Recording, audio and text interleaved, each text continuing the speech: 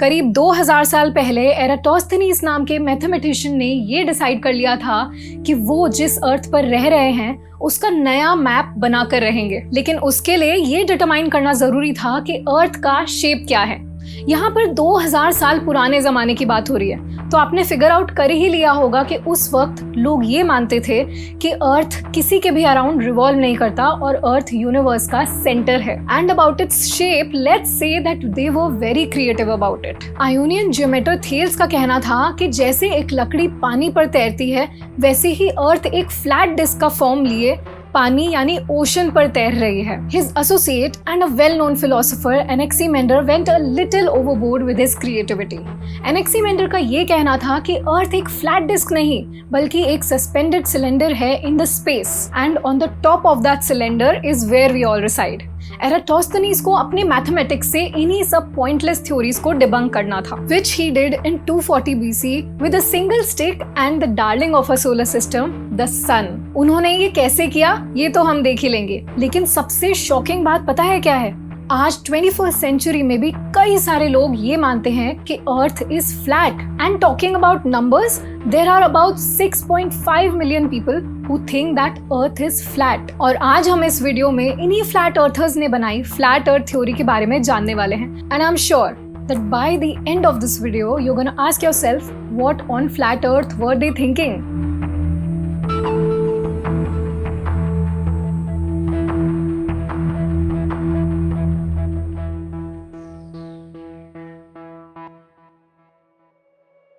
First, let's get back to the guy with the stick and the sun.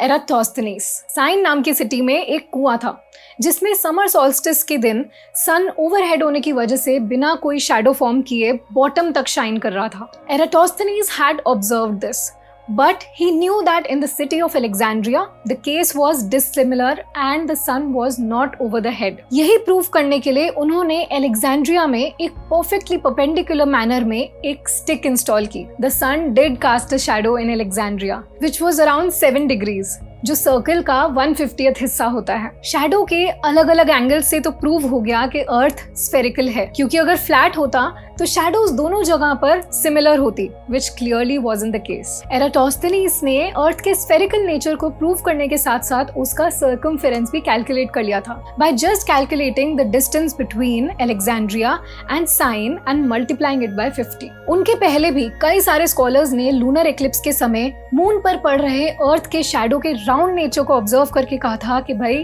अर्थ गोल ही है, but it took Eratosthenes and his stick to make the world believe this fact. लेकिन ऐसा क्या reason है कि आज भी इतने सारे लोग अपने आप को प्राउडली फ्लैट अर्थर्स बुलाते हैं? फ्लैट अर्थर्स को उनका ये लेबल मिला है उस थ्योरी से जिसमें वो बिलीव करते हैं।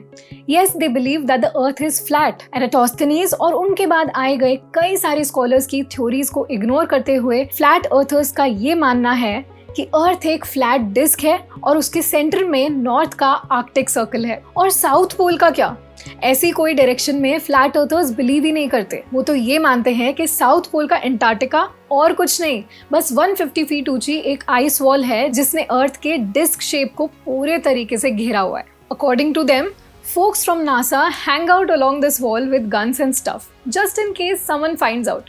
I know ये थ्योरी सुनने में इतनी बिजार लगती है कि इस थ्योरी को थ्योरी भी नहीं कह सकते, लेकिन हम ये नहीं इग्नोर कर सकते कि फ्लैट अर्थर्स नाम की एक कम्युनिटी है जो दिन रात पैशनेटली अपने फ्लैट अर्थ थ्योरी को प्रूव करने के लिए काम कर रही है।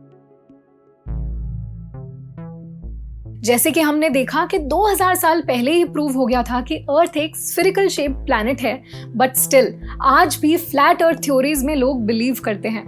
ये मॉडर्न फ्लैट अर्थर्स का जन्म तब होना शुरू हुआ था जब 1849 में पैरालैक्स को अपना स्यूडोनिम बनाकर सैमुअल रोबॉथम ने एक पैम्फलेट पब्लिश किया था जिसका नाम था जेटेटिक एस्ट्रोनॉमी, जिसको आगे एक्सपैंड करते हुए उन्होंने एक बुक ही पब्लिश कर दी थी जिसका नाम था earth is not a globe. And clearly book का नेम ही सजेस्ट करता है कि what is the theory of this book. उनका यही मानना था कि अर्थ फ्लैट शेप्ड है with the north pole as its centre and walls by the edge. उन्होंने ये स्टेट किया था कि सन और मून जो अर्थ के सबसे जरूरी सेलेस्टियल बॉडीज हैं वो अर्थ से सिर्फ 4800 किलोमीटर दूर है, और तो और नाइट स्काई में दिखाई देने वाला पूरा कॉस्मोस अर्थ से सिर्फ 5000 किलोमीटर की हाइट पर है। और ये सारे प्रोपोजिशन एक एक्सपेरिमेंट के थ्रू डिराइव किए गए थे जिसका नाम है Bedford level experiment, conducted by the author himself. इस एक्सपेरिमेंट के लिए 6 माइल स्ट्रेट कैनाल चूज किया गया था।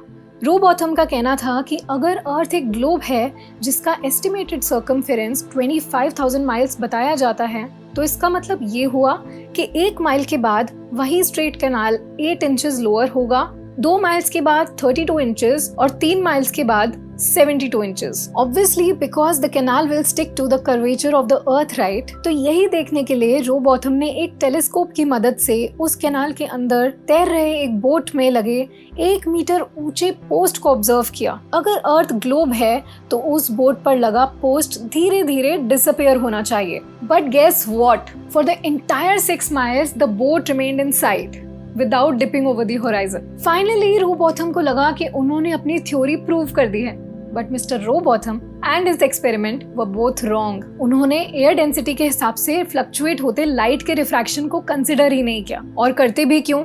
उनका सबसे बड़ा पैम्फलेट जेटेटिक एस्ट्रोनॉमी का उसूल ही ये था कि जो दिखता है वही सच है। Senses over science. 1870 में अल्फ्रेड वॉलिस ने ये एक्सपेरिमेंट दोबारा कंडक्ट करके रिफ्रैक्शन के फिनोमेना को करेक्ट करने के बाद ये प्रूव किया कि अर्थ स्फेरिकल ही है। रोबॉथम की डेथ के बाद 1893 में यूनिवर्सल जेटेटिक्स सोसाइटी एस्टैब्लिश की गई and this was their motto, the propagation of knowledge related to natural cosmogony in confirmation of holy scriptures based on practical scientific investigation. आपको इस थ्योरी के पीछे बहुत सटल तरीके से इंसर्ट किया गया प्रोपेगेंडा तो समझ आ ही गया होगा। फ्लैट अर्थ थ्योरी की ये वाइल्ड फायर स्प्रेड हो ही रही थी कि उसी वक्त वर्ल्ड वॉर 1 की वजह से सब कुछ शांत हो गया। ऐसा लग रहा था कि वर्ल्ड वॉर 1 के डिस्ट्रक्शन के बाद फ्लैट अर्थ थ्योरी भी कहीं खो गई होगी। Well, surprise surprise, 1956 knocked the doors of science once again with the flat earth theory in its arms. इस समय सैमुअल शेंटन नाम के एक इंसान ने international flat earth research society create की थी। लेकिन एक डिफरेंस था, जहां 1800s के फ्लैट अर्थर्स रिलीजियसली ड्रिवन थे, वहीं 1900s के flat earthers specifically Shenton was interested in alternate science and technology. Shenton was smart. वो एडल्ट से ज्यादा बच्चों को ये थ्योरी के बारे में बताया करते थे ताकि वो कभी ये बिलीव कर ही नहीं पाए कि अर्थ स्फेरिकल है। इसी टाइम पे काफी सारे साइंटिफिक ब्रेक थ्रूज भी हो रहे थे, जैसे कि सोवियत यूनियन की पहली आर्टिफिशियल सैटेलाइट का लॉन्च होना और फिर रफली 12 साल बाद अपोलो प्रोग्राम के मून लैंडिंग्स। इस सब की वजह से इंसान सिर्फ स्पेस में ही नहीं बल्कि दूसरे सेलेस्टियल बॉडी पर भी कदम रख रहा था, which brought in the photographic evidence of the spherical nature of the अर्थ। अब तो शेंटन और बाकी के फ्लैट अर्थर्स को मानना ही पड़ेगा ना कि अर्थ स्फेरिकल है। शेंटन effortlessly denied the proof by saying that it's easy to see how a photograph can fool an untrained eye. Do you guys realize what Shenton was doing here?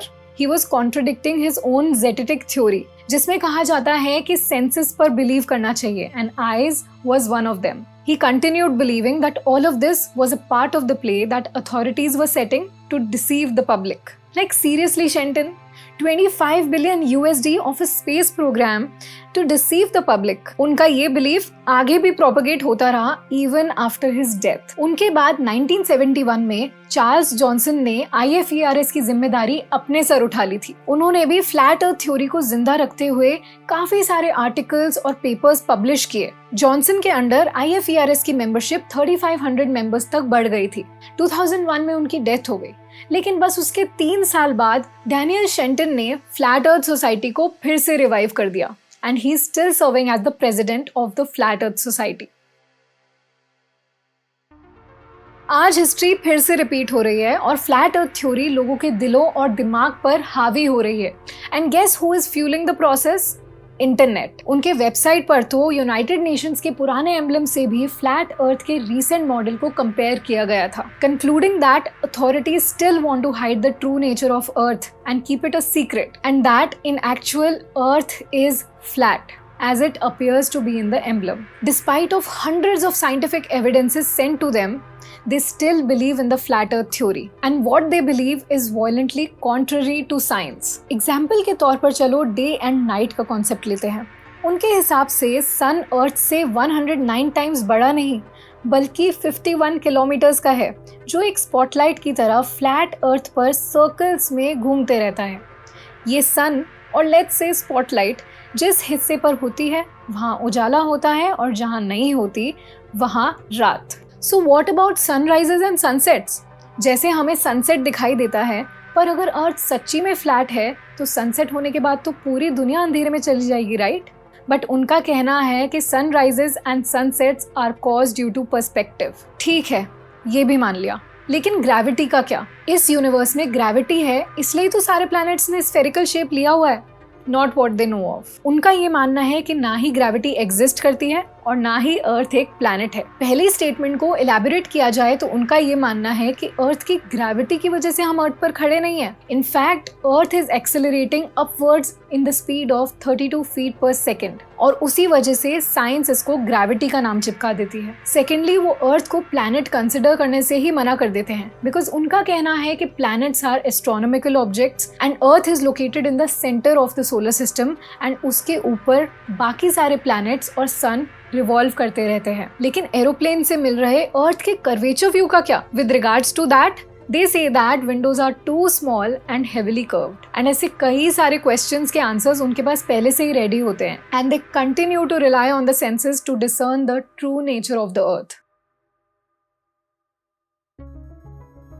इतने सारे evidences देखने के बाद भी आज भी दुनिया में कई सारे लोग हैं जो इस फैक्ट को एक्सेप्ट ही नहीं कर पा रहे कि अर्थ फ्लैट नहीं है। They firmly believe in René Descartes' method of doubt, in which he says that one should seek certainty by systematically doubting everything because sensory experiences often prove to be erroneous. इस theory के propagate होने का एक reason हमारी human psychology भी है, जिस वजह से हम इजीली हमारे सराउंडिंग्स में पैटर्न्स ऑब्जर्व कर लेते हैं, कंक्लूजन्स पर उतर आते हैं और प्रिडिक्शंस भी कर लेते हैं। जितना साइंस और टेक्नोलॉजी बढ़ते जा रहे हैं, उतना ही कॉमन इंसान उनके बैकग्राउंड प्रोसीजर्स से दूर होते जा रहा है, which creates a mistrust in the minds of people who do not get a simplified view of the bigger things happening in the realm of science. What do you think? क्या flat earth theory बस एक illogical theory है या एक revolution है जो हमें science के और करीब ला सकता है? Let us know in the comment section. And wait, subscribe करना मत भूलना और शेयर भी कर दो। लाइक का बटन कौन दबाएगा? See you in the next video.